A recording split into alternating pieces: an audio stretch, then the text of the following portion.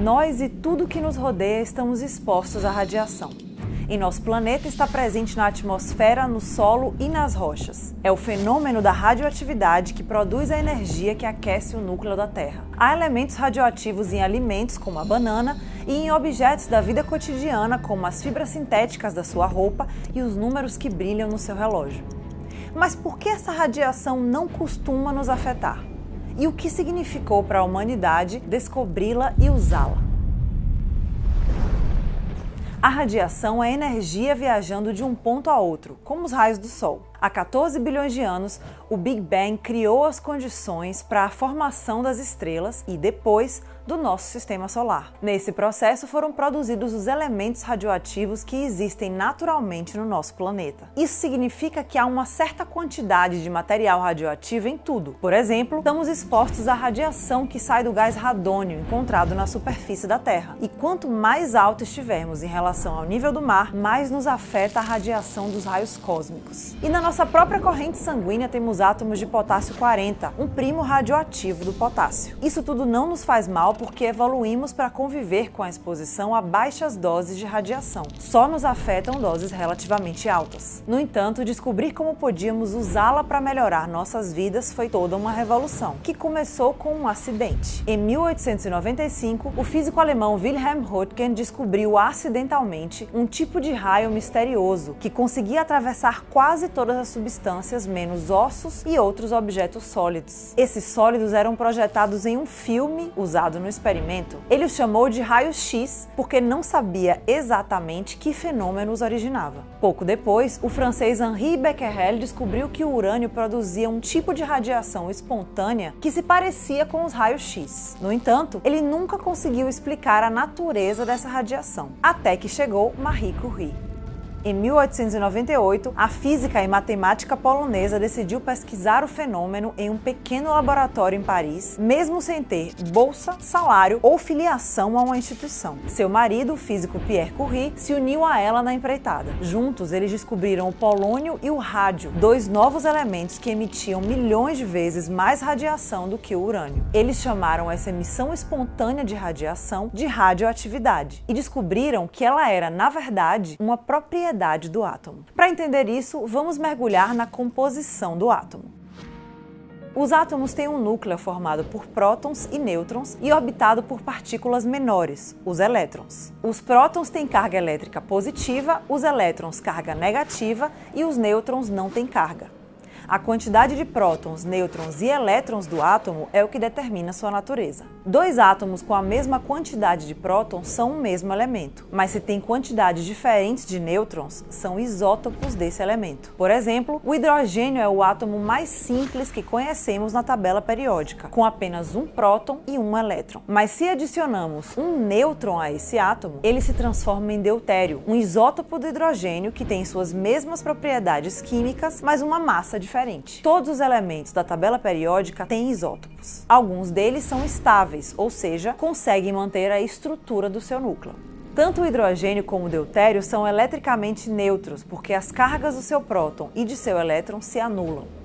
Se eliminarmos o elétron desse átomo, ele se torna um íon de hidrogênio com carga positiva, ou seja, suas propriedades químicas mudam. Para isso acontecer, precisamos que um tipo de radiação interaja com esse elétron com energia suficiente para mandá-lo para longe do núcleo, tipos como os raios ultravioleta, os raios X, os raios gama e os raios cósmicos. Eles podem mudar quimicamente um átomo, por isso têm a capacidade de destruir células humanas ou causar câncer, por exemplo. Esse tipo de radiação é chamada de ionizante. Também há tipos de radiação como as ondas de rádio comuns, as micro-ondas, os raios infravermelhos e o espectro da luz visível a nossos olhos. Eles podem fazer átomos vibrarem, mas não causam mudanças na sua estrutura. E como um elemento pode ser radioativo? Alguns isótopos de elementos têm combinações de prótons e nêutrons que são instáveis. Os átomos desse elemento se desintegram naturalmente para ficarem estáveis e ele pode se transformar em outro elemento. Quando isso ocorre, ele libera energia em forma de radiação que pode ser ionizante. O que Marie e Pierre Curie descobriram, em resumo, é que alguns elementos da natureza têm essa capacidade de produzir espontaneamente, enquanto alteram seu estado, essa energia tão intensa que pode afetar as propriedades químicas de outras coisas. Isso é radioatividade. Assim, os elementos que se transformam em outro elemento são chamados de radioativos. E esse processo de mudança espontânea se chama decaimento radioativo. Os Curie estudaram primeiro os elementos que em sua forma original são radioativos, como o rádio, o polônio e o urânio. Na maioria dos elementos da tabela periódica, só alguns de seus isótopos são radioativos. O casal de cientistas foi o primeiro a criar instrumentos que medissem seu decaimento. Entendê-lo foi essencial para começar a aplicar a radiação emitida por eles em nosso dia a dia. Graças a seus estudos, foi possível saber muito mais sobre a estrutura do átomo, a transformação dos elementos e a propagação de energia. Isso fez com que Marie se tornasse a primeira pessoa a ganhar 2 prêmios Nobel, um em química e outro em física. Na vida prática, o descobrimento da radioatividade revolucionou quase imediatamente a medicina.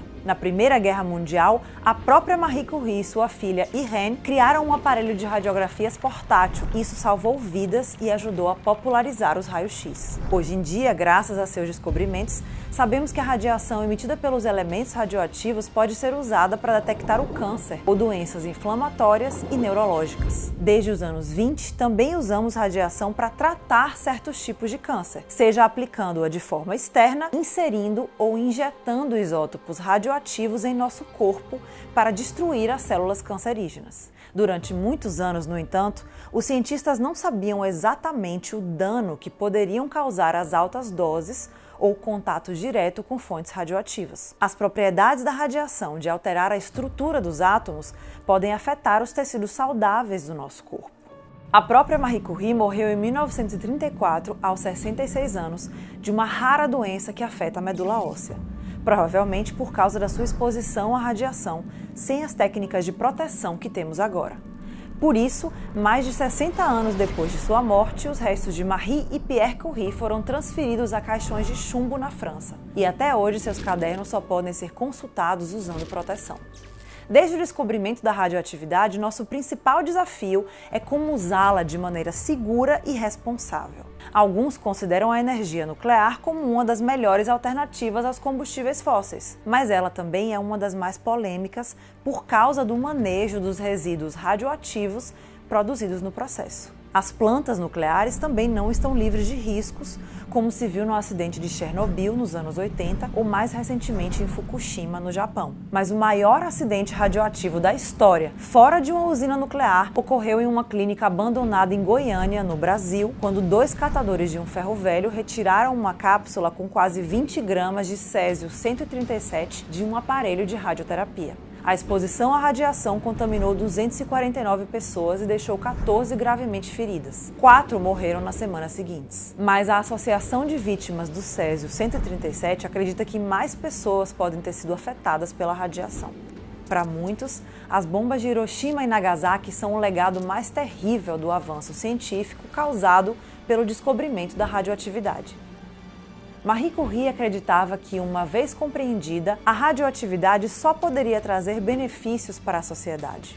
E desde que entendemos o que é e como se produz radiação, conseguimos empregar seu poder para melhorar nossas vidas e, inclusive, salvá-las. Mas também para destruí-las. A visão de Marie Curie ainda não se tornou, de fato, realidade. Se você gostou desse vídeo, dê like, compartilhe e deixe aqui seu comentário e veja mais vídeos de ciência, de animações e outros temas do nosso canal do YouTube. Tchau, tchau!